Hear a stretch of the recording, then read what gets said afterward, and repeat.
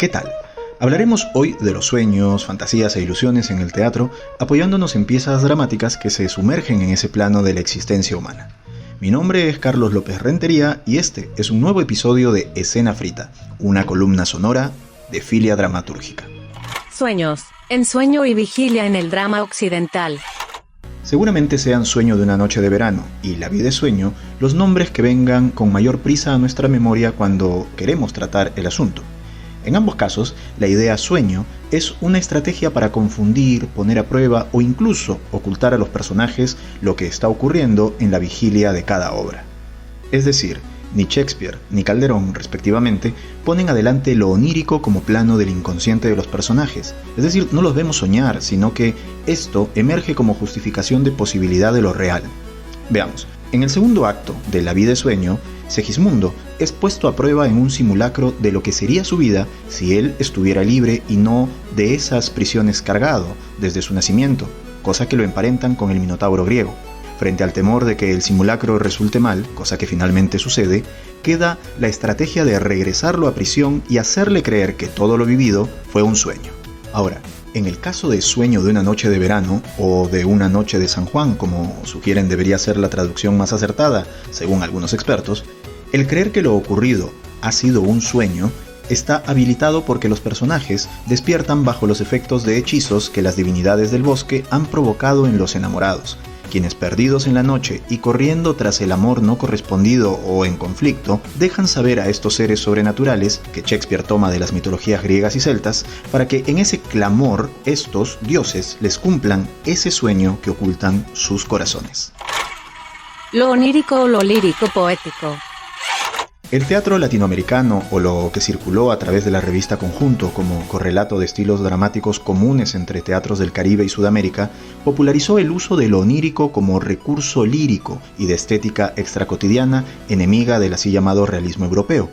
Entre estas obras, Danson Park de Arístides Vargas plantea un cruce de fronteras entre el recuerdo en el presente, así como del estar despierto y ser sonámbulo.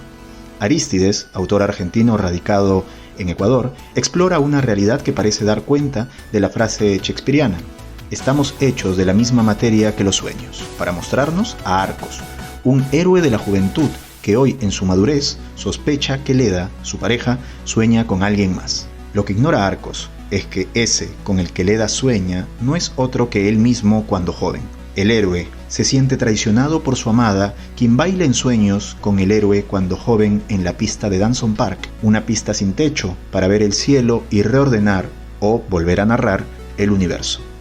Arístides es uno de los referentes fundamentales del mentado teatro latinoamericano y su influencia se puede observar en otros autores, como es el caso del peruano Alonso Lahoz, que en su ópera prima El País de la Canela, una pieza sobrina, llamémosle, de otra de Arístides, La razón blindada, cosa que el propio Lahoz reconoce. Bueno, en esta obra de Alonso Lahoz, el capitán tiene sueños recurrentes, pero no los recuerda al despertar. Iniciando la obra asistimos a lo que podría ser la causa de la recurrencia onírica: sus crímenes de guerra. Esto lo podemos pensar porque la siguiente escena es una conversación con su alférez, conversación que el autor sugiere es parte de un sueño. Luego, esto se confirma: el alférez cocina mientras que el capitán pelea con alguien mientras duerme todavía. Tras despertar, no recuerda lo soñado. En cambio, el otro, el alférez, cuenta su último sueño ante las burlas de su superior, burlas frente a la debilidad de hacerle caso a los juegos de su mente al dormir.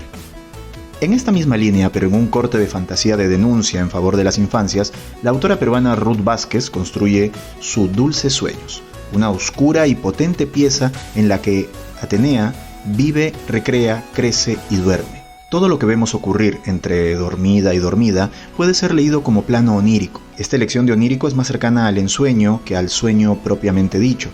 La diferencia radica en que las visitas fantasmáticas y pesadillescas de personajes que quisieron cuidarla y otros que la agredieron pueden pertenecer al juego de mente de la Atenea durmiente, como también a la ilusión de la Atenea que no puede tener esos dulces sueños que todos los personajes le recomiendan. Soñar el pasado, otro pasado.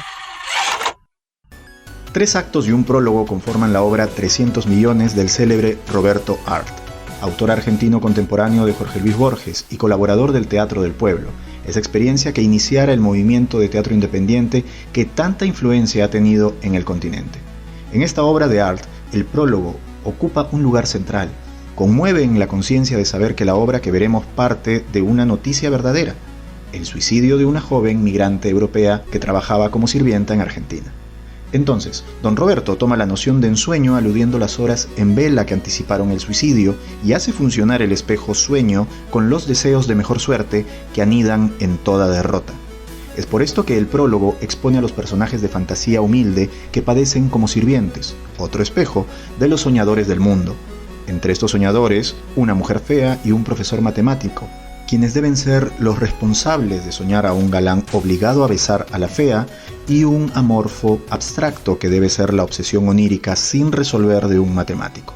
En este desfile de personajes que otros sueñan, emerge el ladrón justiciero, personaje de ficción que leía nuestra sirvienta protagonista. Él debía ser quien la ayudase a soñar. Arlt, el autor de El juguete rabioso, se cuida y organiza la desgracia dentro de la ilusión.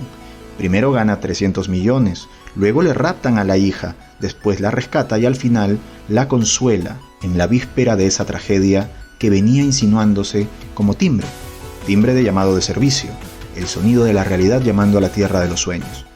Con el suicidio de la sirvienta, los sirvientes oníricos celebran su libertad de fantasía, de las incongruencias y caprichos del sueño de los pobres.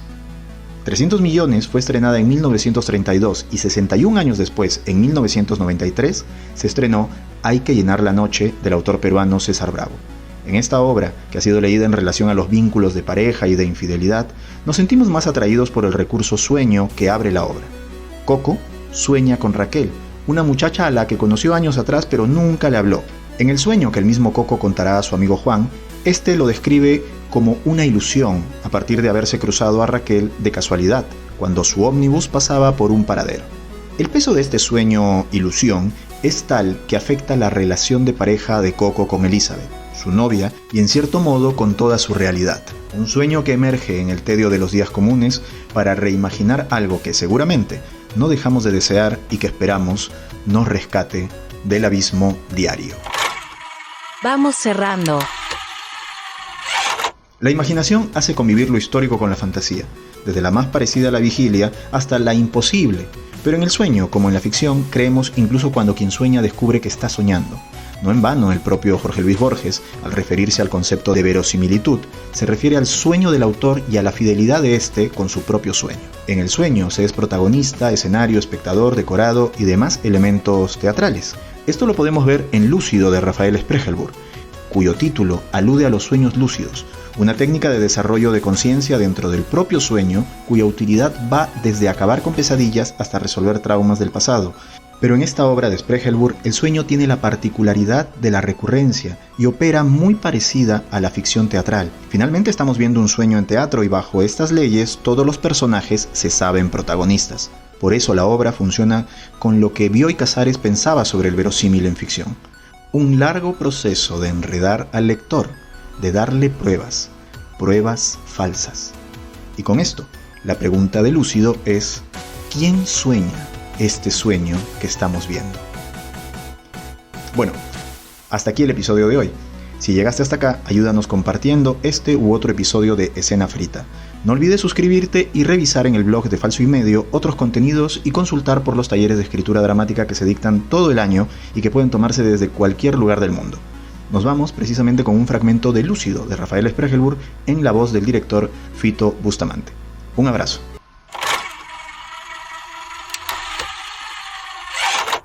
Usted debería saberlo mejor que ninguno, porque esto lo estoy soñando yo. Este restaurante, esta salida, esa armonía, todo esto sale de mí. Estoy soñando y me estoy entrenando en la técnica del sueño lúcido. Soy consciente de lo que sueño, lo puedo dominar. Por ahora, una comida sencilla con mi familia, una ida al cine que no termina los gritos y hablando de cosas espantosas como suele suceder en la vigilia. Mi terapeuta dice que algunos llegan a aprender a volar, a hablar en idiomas, alemán incluso, en el sueño.